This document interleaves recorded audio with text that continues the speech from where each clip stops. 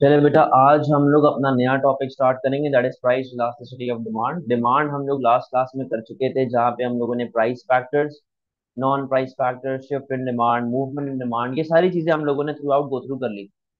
अच्छा, आज बेटा जो हम लोग टॉपिक स्टार्ट कर रहे हैं वो है price elasticity of demand. Price elasticity of demand की डेफिनेशन को देखिएगा। कहता है कि it measures responsiveness of percentage change in quantity demand over percentage change in price. यानी कि आपकी प्राइस में चेंज आने की वजह से आपके डिमांड में कितना चेंज आ रहा है। भाई फॉर एग्जांपल, अगर प्राइस में चेंज आया इतना सा और डिमांड में इतना बड़ा चेंज आ रहा है, तो ऐसा कैसे हो सकता है? तो पीईडी सिंपली ये मेजर करता है कि आपके पास प्राइस में कितना परसेंटेज चेंज आ रहा है और उसकी वजह से आपकी डिमांड में कितना परसेंटेज चेंज आ रहा है। अब यहाँ पे इसके जरा फॉर्मूले को देखिएगा। अब price elasticity of demand measure करने का एक फॉर्मूला है। वो फॉर्मूला होता है percentage change in quantity demand, in quantity demand divided by percentage change in price. ठीक है बेटा, तो ये आपका पीईडी कैलकुलेट करने का फॉर्मूला होता है। आपसे 2 मार्क का वो पूछ सकता है इन एग्जाम के, बताओ जी what is the formula to calculate price elasticity of demand. तो ये आप पूरा फॉर्मूला ऐसे लिखेंगे तो आपको 2 मार्क मिल जाएंगे। सही है। अच्छा, अब मैं इसको शॉर्ट फॉर्म में लिख रहा हूँ, क्योंकि मैं जब बाद में कैलकुलेशंस करवाऊंगा, एमसीक्यूज करवाऊंगा, तो मेरे पास इतना ज्यादा टाइम नहीं होता था कि मैं पूरा पूरा फॉर्मूला लिखूं। तो बेटा मैं शॉर्ट फॉर्म में फॉर्मूला कैसे लिखूंगा? PED, PED is equals to percentage change in, किस तरह रिप्रेजेंट होता है? डेल्टा से। Percentage change in quantity demand divided by percentage change in price.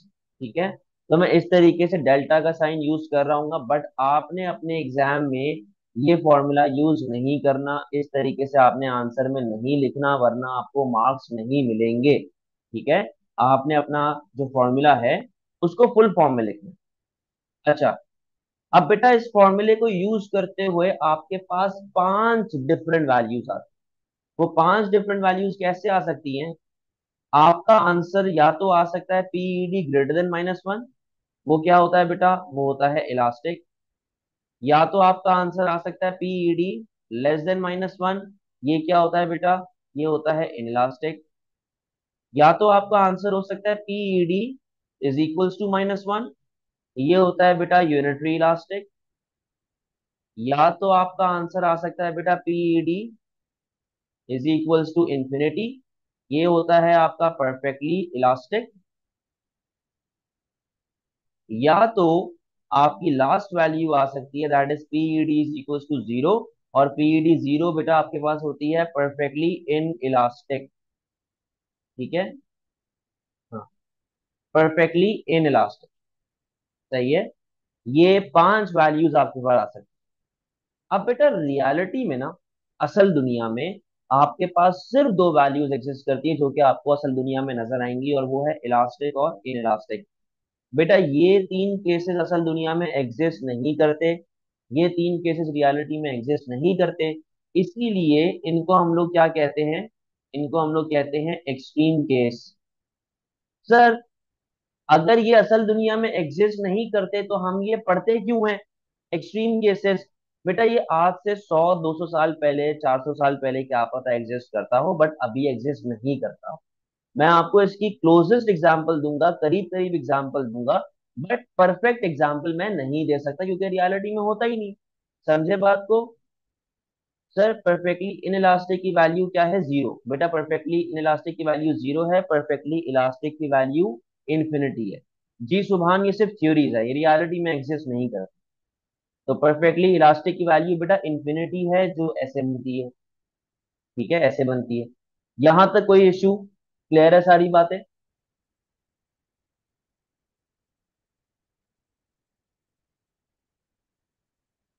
बेटा यहां तक बातें क्लियर जा रही हैं? बताऊंगा, अभी सब बताऊंगा, सब बताऊंगा, अभी तक कोई इशू तो नहीं है। चल बेटा अपनी बात को आगे बढ़ाते हैं। अब हम लोग इन पांचों वैल्यूज के बारे में डिस्कस करेंगे और इनके बारे में समझेंगे कि ये होती क्या क्या है। अब यहाँ पे देखो बेटा, पहले मैं यहाँ पे बात कर रहा हूँ फर्स्ट वैल्यू के बारे में। और हमारी फर्स्ट वैल्यू क्या है? PED greater than -1, that is elastic.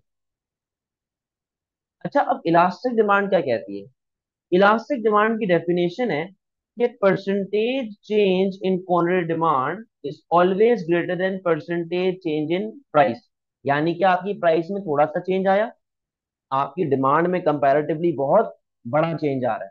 यानी कि अगर आपकी प्राइस लेवल थोड़े से फॉल होती है, आपकी डिमांड कंपैरेटिवली बहुत ज्यादा से बढ़ती है। या अगर आपकी प्राइस लेवल थोड़े से बढ़ती है, आपकी डिमांड कंपैरेटिवली बहुत ज्यादा से फॉल होती है। सिंपल सा लॉ ऑफ डिमांड चल रहा है। बट यहाँ पे एरोज के गैप को देखो कि प्राइस में थोड़ा सा चेंज है और डिमांड में कंपैरेटिवली बहुत बड़ा चेंज आ रहा है। अच्छा भाई, बेटा आपके एरोज जा तो ऑपोजिट डायरेक्शन में रहे हैं कि अगर प्राइस कम हो रही है डिमांड बढ़ रही है, प्राइस बढ़ रही है तो डिमांड कम हो रही है तो ऑपोजिट डायरेक्शन। तो ऑपोजिट डायरेक्शन का मतलब क्या है कि दो कमोडिटीज में कैसा रिलेशनशिप आ रहा है? नेगेटिव। सही है। अब बात सुनो, सवाल ये है कि इतना बड़ा चेंज आता कैसे कि प्राइस में थोड़ा सा चेंज है और डिमांड में कंपैरेटिवली बहुत बड़ा चेंज आ रहा है? बेटा ये तब होता है जब आपके पास मार्केट में सब्स्टिट्यूट्स बहुत ज्यादा होते हैं, या फिर आपके पास मार्केट में कंपटीशन बहुत ज्यादा होता है। बेटा बात सुनो, कराची में एक मार्केट है जिसका नाम है जैनम मार्केट या रेक्स। अब रेक्स में क्या है? बेटा रेक्स में तकरीबन भी 600 1000 शॉप्स हैं जो कि सिर्फ और सिर्फ कपड़े बेच रहे हैं। ट्राउजर्स, जीन्स, टी शर्ट्स, ये और वो सिर्फ कपड़े बेच रहे हैं। यानी कि बेटा जैनब मार्केट में या रेक्स जो उसका दूसरा नाम है, वहां पर मार्केट में सब्स्टिट्यूट्स बहुत ज्यादा है। वहां पर मार्केट में कंपटीशन बहुत ज्यादा है और क्वालिटी सबकी ऑलमोस्ट सेम। भाई सबकी टी शर्ट ऑलमोस्ट सेम, सबकी प्राइस ऑलमोस्ट सेम। अब एक बात सुनो, अगर ऐसी मार्केट जहां पर कंपटीशन बहुत ज्यादा है, अगर एक प्रोड्यूसर अपनी प्राइस थोड़े से कम करता है, भाई अगर लेट से पूरी मार्केट 500 रुपए की टी शर्ट बेच रही है, मैंने 450 की बेचना शुरू कर दी, तो मैंने अगर अपनी प्राइस लेवल थोड़े से कम की, तो लोग पागलों की तरह मेरे पास भागते हुए आएंगे। लोग पागलों की तरह मेरे पास भागते हुए आएंगे, बोलेंगे हादी से जाके शर्ट लो क्योंकि वो सस्ती बेचे। लेकिन अगर मार्केट में टी शर्ट की प्राइस है 500 और मैं 550 की बेच रहा हूँ, मैंने थोड़ी सी अपनी प्राइस बढ़ाई, तो लोग फौरन से दूसरी दुकान पे जाना शुरू कर देंगे। लोग फौरन से दूसरे प्रोड्यूसर के पास भागना शुरू कर देंगे। बोलेंगे कि भाई मैं हादी से शर्ट क्यों लूं, जब क्वालिटी प्राइस वगैरह ऑलमोस्ट सेम है और ये दूसरों से महंगी बेच रहा है, तो मैं इसके पास क्यों जाऊं? तो बेटा अगर मैंने हल्की सी प्राइस बढ़ाई, तो डिमांड कंपैरेटिवली मेरी बहुत ज्यादा से फॉल होगी। ठीक है, तो मार्केट में सब्स्टिट्यूट ज्यादा है, मार्केट में कंपटीशन ज्यादा है। एग्जाम्पल जैनब मार्केट, जो मैंने आपको यहाँ पे एग्जाम्पल दे दी। अच्छा, अब एक और बात, बेटा इलास्टिक डिमांड में ना कंज्यूमर की तरफ से रिस्पॉन्सिवनेस काफी हाई होती है। कंज्यूमर की तरफ से रिस्पॉन्सिवनेस काफी हाई होते हैं। अच्छा जी, कंज्यूमर की तरफ से रिस्पॉन्सिवनेस काफी हाई होता है। रिस्पॉन्सिवनेस का मतलब क्या है? भाई बात सुनो, जैसे कि मैंने आपको बताया ना कि जैनब मार्केट में मैंने प्राइजेस थोड़ी सी बढ़ाई, लोग पागलों की तरह भागना शुरू हो गए उसकी तरफ, और प्राइजेस थोड़ी सी कम की, लोग पागलों की तरह मेरे पास आना शुरू हो गए। ये रिस्पॉन्सिवनेस है ये, कि कंज्यूमर कितना आसानी से प्रोड्यूसर की प्राइस चेंज को रिस्पॉन्ड कर रहा है। जैसे कि भाई प्राइस बढ़ी, लोग भाग गए, ये रिस्पॉन्ड करना था। From consumer to producer, responsiveness थी ये। तो यहाँ पर कंज्यूमर की रिस्पॉन्सिवनेस कंपैरेटिवली बहुत ज्यादा होती है। सही है। यहाँ पर जिस गुड की हम लोग बात करते हैं, उस गुड का नेचर कैसा होता है? Luxury in nature. लग्जरी कैसे? कि भाई अगर एक एक्सपेंसिव वॉच है फॉर एग्जांपल, अगर मैं वो वॉच नहीं खरीद सकता तो मैं मर तो नहीं जाऊंगा। अगर उस वॉच की प्राइस बढ़ेगी तो मैं उसे लेना छोड़ दूंगा, प्राइस कम होगी तो मैं ले लूंगा। सही है, तो ये होता है लग्जरी इन नेचर। यहाँ तक कोई मसले वाली बात है? यहाँ तक कोई प्रॉब्लम बेटा आप दोनों में से किसी को?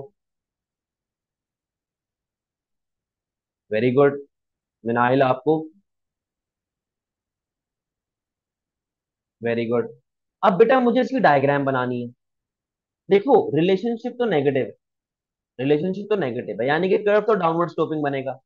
बट मुझे बेटा इन एरोस को भी साथ में प्रूव करना है। अब यहाँ पे आओ जरा, मैं एरोस को कैसे प्रूव करूंगा।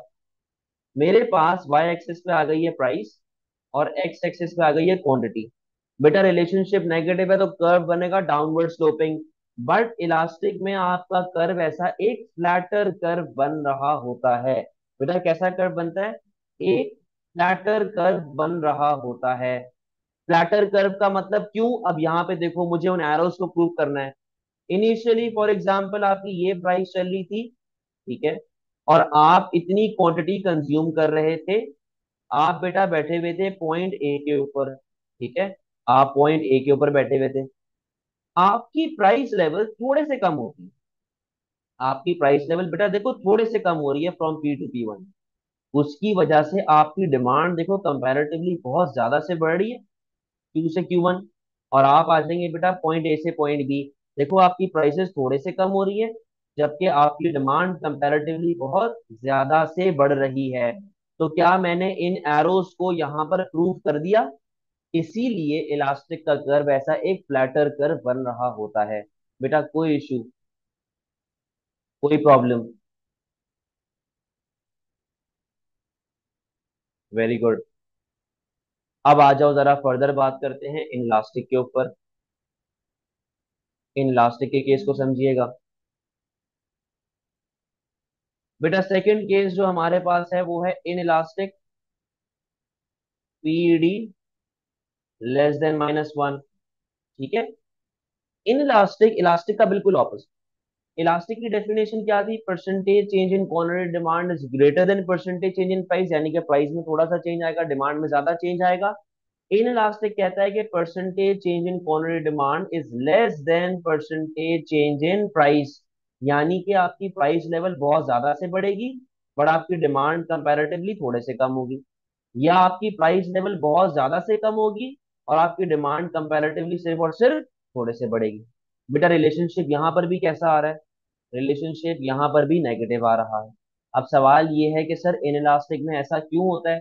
बेटा वो इसलिए होता है क्योंकि इन इलास्टिक में आपके पास सब्स्टिट्यूट्स कम होते हैं, आपके पास कंपटीशन कम होता है, और आपके पास रिस्पॉन्सिवनेस कम होते हैं।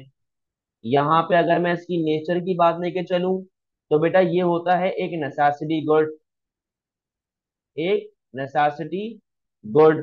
For example Panadol. बेटा कहानी सुनना जरा, कहानी सुनो जरा, इधर आओ। बेटा इन इलास्टिक में क्या होता है, इन इलास्टिक के अंदर आपके पास कंपटीशन वगैरह ये सारी चीजें कम चल रही है, सब्स्टिट्यूट्स कम होते हैं, रिस्पॉन्सिवनेस कम होते हैं। एक नेसेसिटी गुड जो होता है वो आपके पास यहाँ पे आ रहा होता है, फॉर एग्जाम्पल पैनाडॉल। अब बात सुनो भाई, अगर बेटा पैनाडॉल की प्राइसेस बढ़ जाती, अगर पैनाडॉल की प्राइसेस बढ़ जाती है तो क्या आप पैनाडॉल खानी छोड़ देंगे। नो। अगर आप बीमार हैं तो आपको मेडिसिन तो चाहिए ना, आपको पैनाडॉल तो फिर भी खानी है। अच्छा इसी तरह अगर बेटा पैनाडॉल सस्ती हो जाती है तो क्या आप टॉफी की तरह पैनाडॉल खाओगे, सुबह एक शाम में एक रात में एक। नहीं भाई, एक मेडिसिन है, एक दवाई है। आप तो सिर्फ इसको जरूरत के टाइम पे खाएंगे ना, कि भाई मैं बीमार हूं तो चलो मैं पैनाडॉल खा लेता हूँ, टॉफी तो नहीं है। सही है, ये कोई मीठी चीज तो नहीं है कि आप वैसे ही खाते जा रहे हो। तो कहने का मकसद ये है कि अगर प्राइसेस कम होती हैं तो आप इसकी कंजम्पशन थोड़े से बढ़ा दोगे, आप बोलोगे चलो एक पत्ता जो है मैं एक्स्ट्रा ले लेता हूँ, बट खाना तो नहीं शुरू कर दोगे ना पागलों की तरह। अब यहाँ पे जरा डायग्राम को देखो। बेटा रिलेशनशिप नेगेटिव है तो कर्व तो डाउनवर्ड स्लोपिंग आएगा, ठीक है। यहाँ पे प्राइस आ गई, यहाँ पे क्वांटिटी आ गई, बट साथ ही साथ मुझे इन एरोस को भी प्रूव करना है। तो जब मैं इन एरोस को प्रूव करूंगा तो बेटा मेरे पास कर्व कैसा बन रहा होगा, इन इलास्टिक में ऐसा एक स्टीपर कर्व बन रहा होगा। कैसा कर्व बन रहा है, एक स्टीपर कर्व बन रहा है। अब यहाँ पे देखो एरोस कैसे प्रूव होंगे, कि भाई मेरे पास प्राइस लेवल ये चल रही है, मैं इतनी क्वांटिटी कंज्यूम कर रहा हूँ, ठीक है, मैं बैठा हुआ हूँ बेटा पॉइंट ए पे। अगर मेरे पास प्राइस लेवल कंपैरेटिवली बहुत ज्यादा से बढ़ती है from P to P one, तो इसकी वजह से बेटा मेरी क्वांटिटी सिर्फ और सिर्फ थोड़े से कम होगी from Q to Q one. और मैं आ जाऊंगा बेटा पॉइंट ए से पॉइंट बी। आप खुद देखें, आपकी प्राइस कितनी बढ़ रही है, इतनी ज्यादा से प्राइस बढ़ रही है, जबकि क्वांटिटी कंपैरेटिवली सिर्फ और सिर्फ थोड़े से कम हो रही है। तो यहाँ पर बेटा एक स्टीपर कर्व बनता है।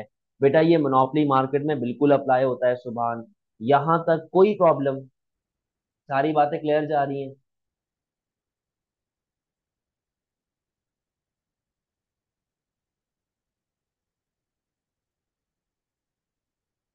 समझ गए? Very good. चलो अपनी बात को हम लोग आगे बढ़ाते हैं। अब बेटा हम लोग बात करेंगे एक्सट्रीम केसेस के ऊपर। ये वो केसेस हैं जो कि रियलिटी में एग्जिस्ट नहीं कर, असल दुनिया में एग्जिस्ट नहीं कर। ठीक है, तो यहाँ पे आना जरा।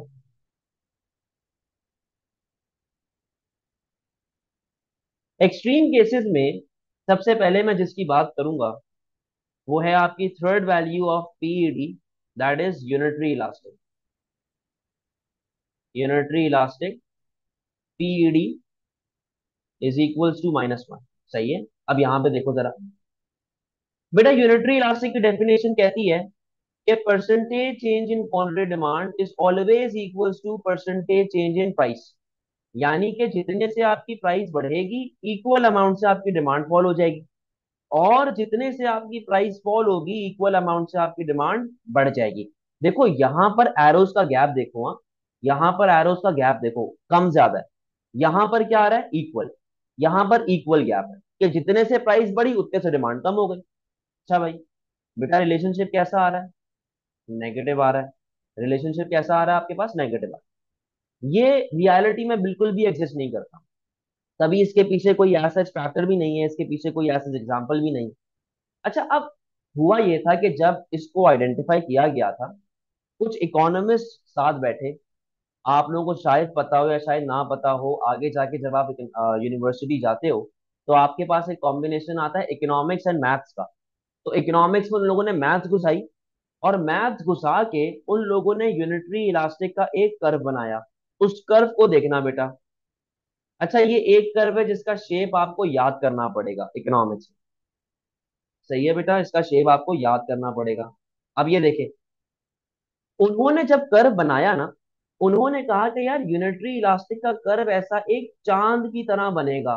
कैसे बन रहा है? एक चांद की तरह बन रहा है। ठीक है। और इस चांद जैसे शेप को, इस मून जैसे शेप को हम लोग क्या कहते हैं? हम लोग इसे कहते हैं हाइपरबोला। तो इसका नाम है हाइपरबोला। याद रखिएगा, एमसीक्यू में आ सकता है। सही है। तो इस चांद जैसे शेप को क्या बोलते हैं? हाइपरबोला कहते हैं। अब बेटा बात सुनो। फॉर एग्जाम्पल, ये प्राइस लेवल चल रही है, आप इतनी क्वांटिटी कंज्यूम कर रहे हैं। ठीक है। आप बैठे हुए पॉइंट ए पे। हुआ क्या कि प्राइसेस कम हो गई फ्रॉम पी टू P1। उसकी वजह से बेटा आपकी डिमांड बढ़ गई फ्रॉम क्यू टू Q1। आप आ गए from point A to point B. अब आप एक चीज को देखो, जितने से आपकी प्राइस कम हो रही है, ऑलमोस्ट इक्वल अमाउंट से आपकी क्वांटिटी भी क्या हो रही है? बढ़ रही। तो बेटा ऑलमोस्ट इक्वल से कोई टेंशन नहीं होती, कोई प्रॉब्लम नहीं होती, एग्जामिनर अलाउ कर देता है। लेकिन ऐसा भी नहीं है कि बिल्कुल ही आप टेढ़ा मेढ़ा ऐसे करके बना दो या ऐसे बना दो। हाइपरबोला होना चाहिए। थोड़ा बहुत जो है ना, एग्जामिनर छोड़ देता है चीज, कोई मसले वाली बात, कोई प्रॉब्लम बेटा। दिस इज नोन एज बेटा हाइपरबोला, BOLA। हाइपरबोला, ये स्पेलिंग मैंने लिखी हुई है यहाँ पे। क्लियर है बेटा सारी बातें?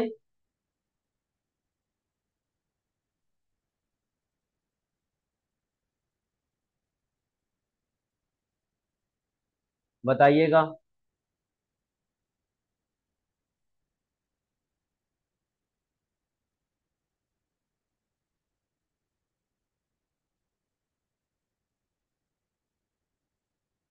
बेटा सारी बातें क्लियर हैं आप लोगों को? मिनाहिल आपको?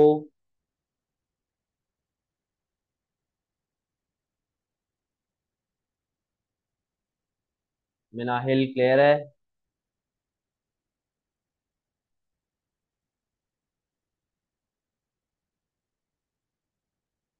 चले जी। बेटा फोर्थ केस की तरफ बढ़ रहे हैं। फोर्थ केस आपका होता है PED is equal to infinity, that is perfectly elastic. ठीक है, PED is equal to infinity, that is perfectly elastic. अब यहाँ पे सुनो, रियलिटी में एग्जिस्ट नहीं करता, इसके करीब करीब एग्जाम्पल दूंगा, लेकिन असल दुनिया में ये नहीं करता। बेटा परफेक्टली इलास्टिक कहता है कि आपके पास थाउजेंड्स ऑफ प्रोड्यूसर्स हैं। वो थाउजेंड ऑफ प्रोड्यूसर क्या कर रहे हैं? वो thousand of producer same good बना रहे हैं, उन गुड की क्वालिटी भी सेम है और उन गुड की प्राइस भी सेम है और उस गुड की कैरेक्टरिस्टिक्स भी सेम है, सेम कैरेक्टरिस्टिक्स। तो बेटा जब आपके पास सारी चीजें सेम आ जाती हैं, जब आपके पास सारी चीजें सेम आ जाती हैं, तो ऐसे गुड को क्या कहते हैं? ऐसे गुड को हम लोग कहते हैं कि ये गुड क्या है? Homogeneous in nature, homogeneous in nature. ठीक है, जब आपके पास सारी चीजें सेम आ जाती हैं, ऐसे गुड को हम लोग कहते हैं कि ये गुड है होमोजीनियस इन नेचर।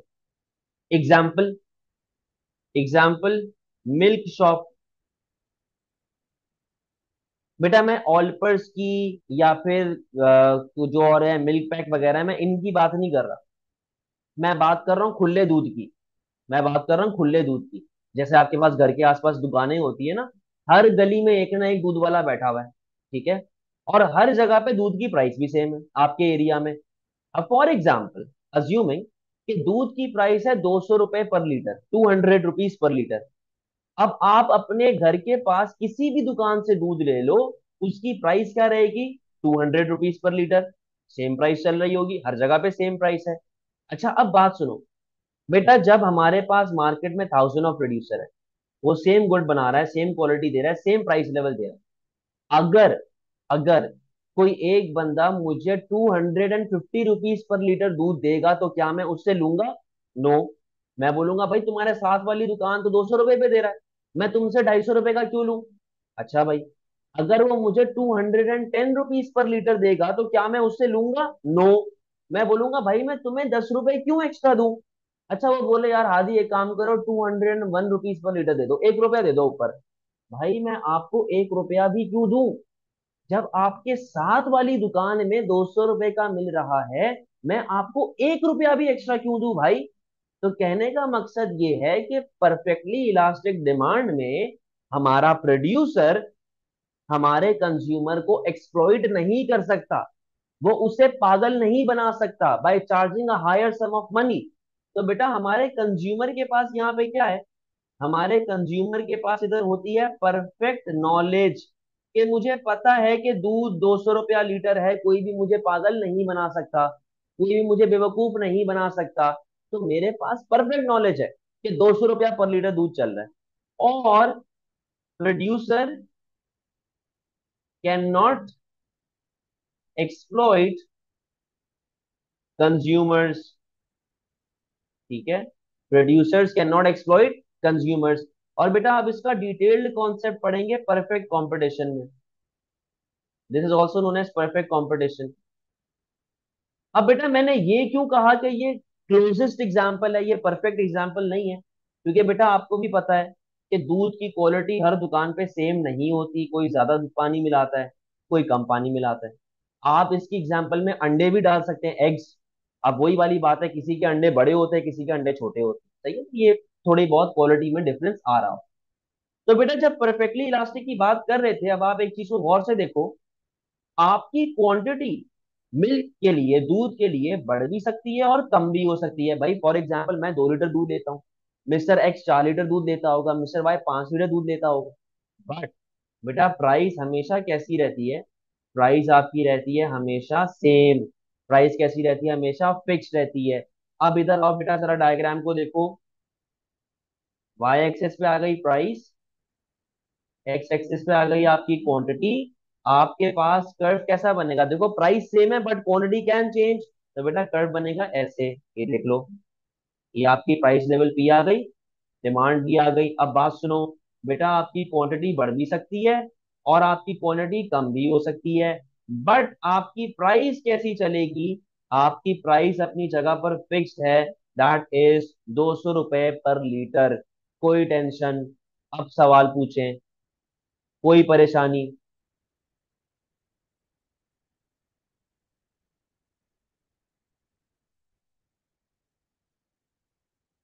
बेटा एनी प्रॉब्लम, कोई सवाल जहन में आ रहा हो, कोई कंफ्यूजन हो?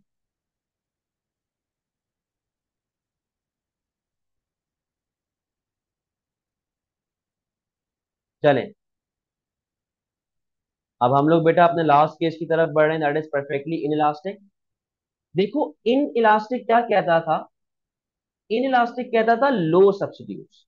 लो सब्स्टिट्यूट्स का मतलब कम substitute. Sir is there a market that this might be possible? नहीं बेटा, रियलिटी में एग्जिस्ट नहीं करता। मैंने क्लोजेस्ट एग्जांपल आपको दे दिए, मिल्क शॉप और अंडे वाले, क्लोजेस्ट ये लोग बैठे।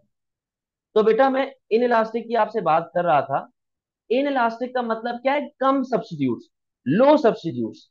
परफेक्टली इन इलास्टिक क्या कहता है बेटा? परफेक्टली इन इलास्टिक कहता है नो सब्स्टिट्यूट्स। नो सब्स्टिट्यूट्स, यानी कि कराची में या पूरी दुनिया में जितने भी इकोनॉमिक्स के टीचर हैं, वो सब मर जाएं सिवाय मेरे। अब जब सारे इकोनॉमिक्स के टीचर मर गए तो बचा कौन? मैं अकेला। अब बेटा मैं आपसे जितने भी पैसे मांगू आपको देने पड़ेंगे अगर आपने इकोनॉमिक्स पढ़नी है तो। समझे बात को? तो ये होते हैं नो सब्स्टिट्यूट्स। इसकी एक और मिसाल, एक लाइफ सेविंग ड्रग, एक लाइफ सेविंग मेडिसिन, कि भाई आपको ये गोली दिन में एक गोली लाजमी खानी, अगर आप नहीं खाएंगे तो आप मर जाएंगे। ठीक है, ये इस तरह की एग्जांपल चल रही होगी।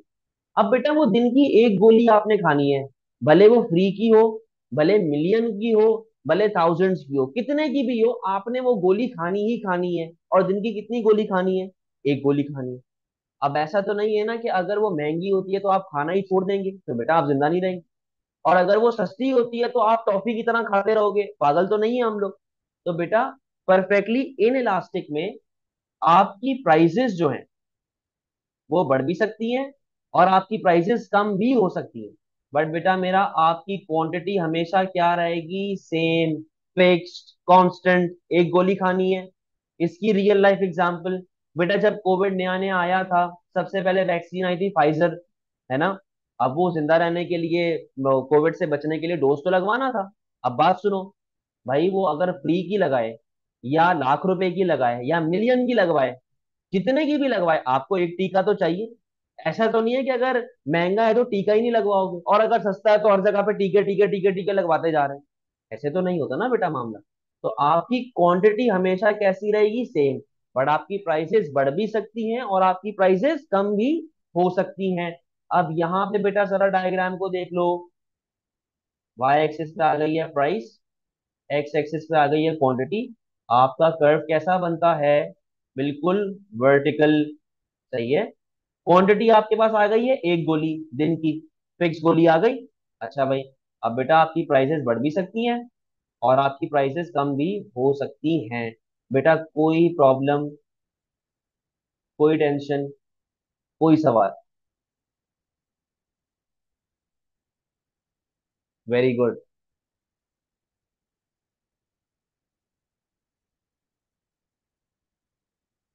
मिनाहिल आपको